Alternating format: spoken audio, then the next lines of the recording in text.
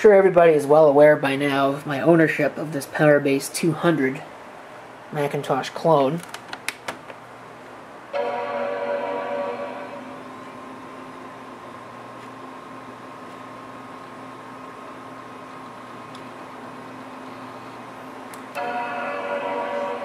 Still haven't figured out why it has to boot twice. I think somebody was saying something about the battery, but I've changed the battery a couple of times, and it hasn't made any difference.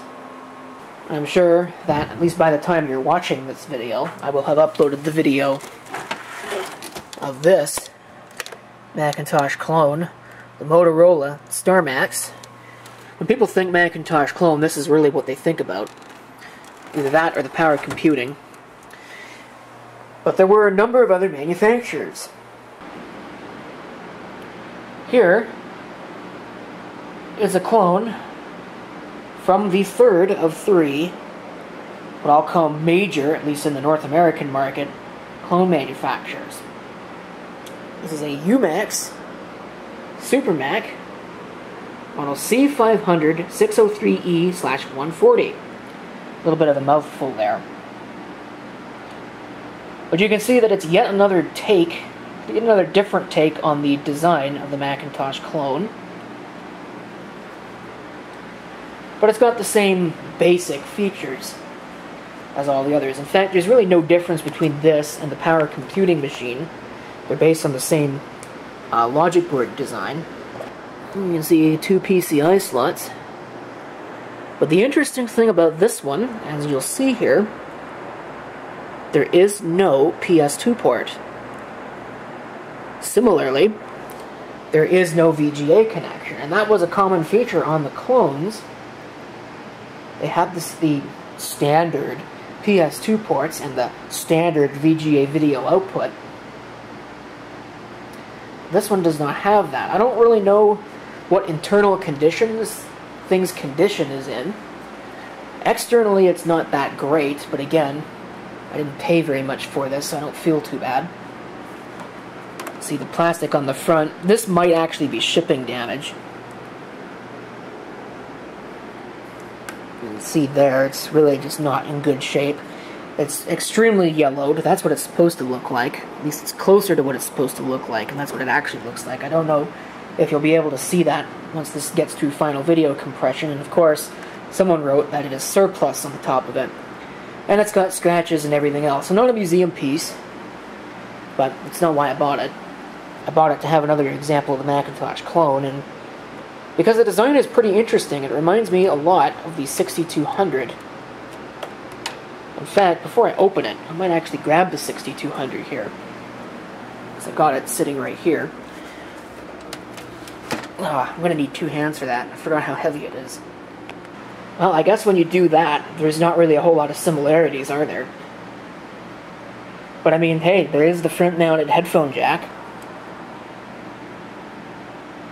And like I said, they really it kind of looks the same. It looks like that when Umax designed this case, what they were going for was maybe a slightly more elegant version of this, because this is a pretty cheap design.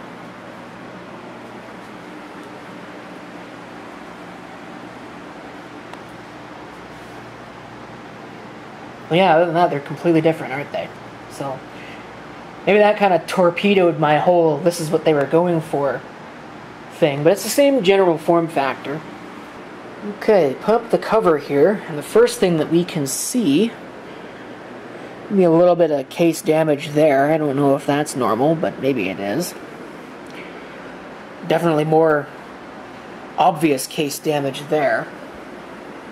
That doesn't look normal at all, so that would probably explain why the cover doesn't go quite on this thing properly, and it's kind of bent up back here too.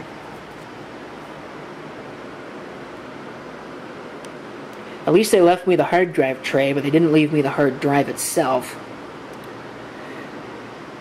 That's actually a SCSI CD-ROM drive, manufactured in January of 1997, which made this very late in the life of the clone market.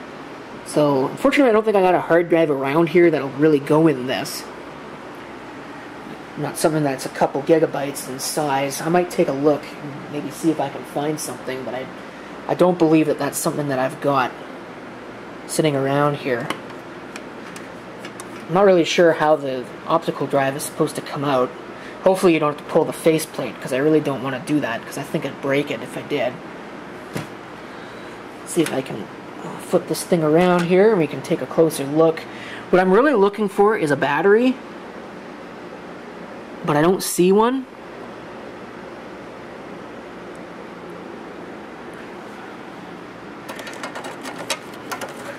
Yeah, I don't see one, so I'm wondering if this uses the box style battery.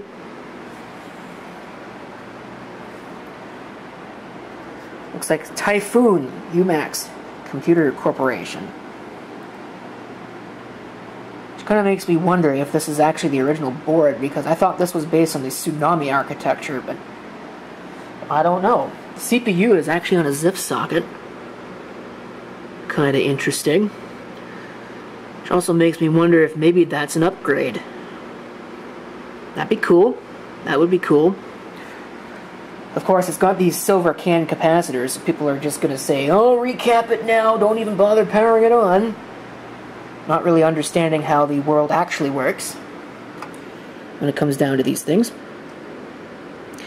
But yeah, the good thing is that I don't see a battery, so I'm going to pull this tray out. I'm going to see if I can find a hard drive. I don't think I'll be able to. I know I have one from the 52. In fact, actually, no, I do have one. Because I have the one from the 5200. It's sitting right here.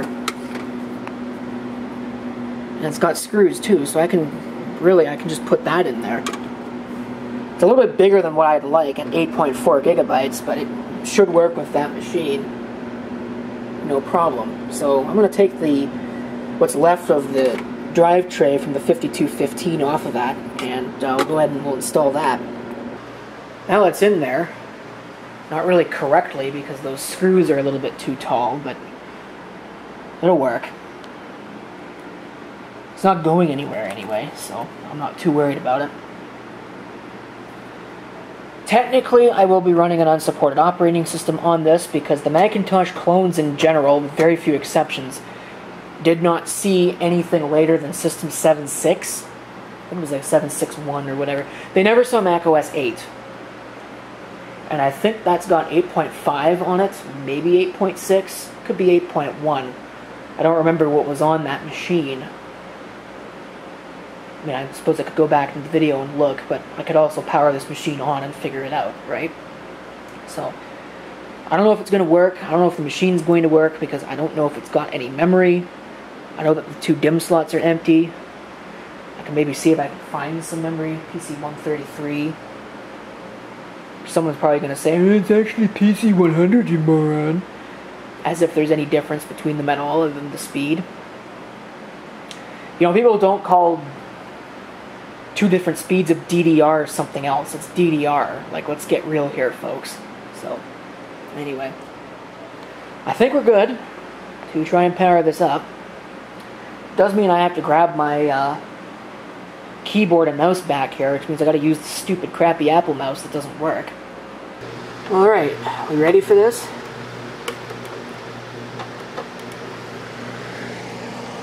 Oh, well, you know what generally helps? Actually plugging the stupid thing in, right? Why is this being such a pain? Am I plugging it in the wrong place? Yes. Again, explains quite a bit, eh?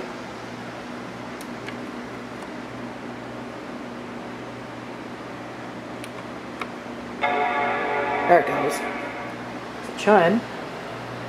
At least we get that much out of it.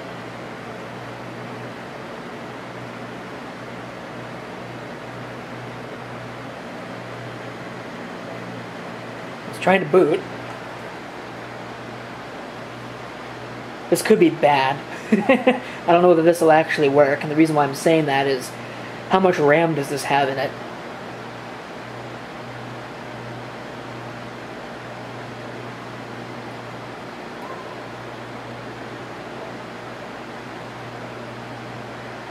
Might have to give it a little bit of time here.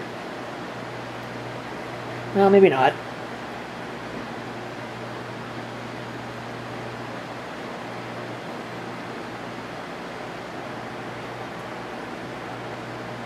Don't complain about the date and time, that's fine.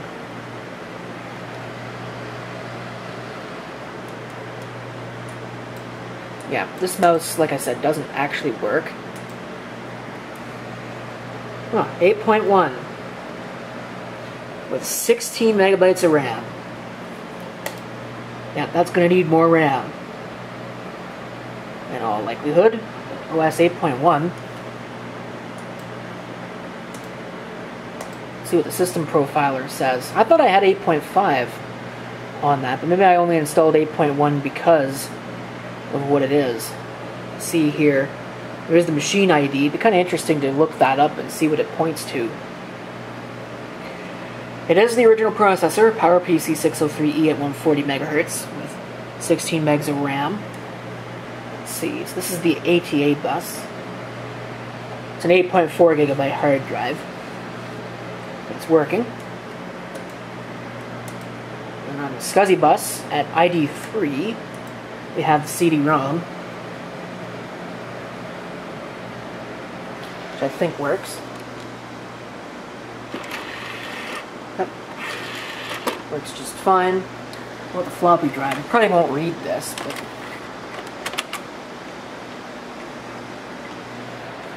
but it might. No, well, the keyboard doesn't really work either.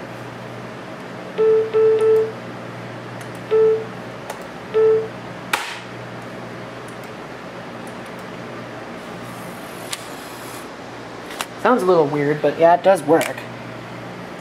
Yeah, the good old slap tactic worked on the keyboard. So, yeah, I need to get rid of this keyboard and mouse because they don't work, apparently. But there you go. There is your Umax SuperMac C500 603E 140 Macintosh clone. I might leave 8.1 on here. I'll probably actually leave this exactly in the condition that it's in. And what I'll do is I'll just go ahead and install more RAM. But that's it for this video, so thank you for watching. And if you have any comments, feel free to leave them below.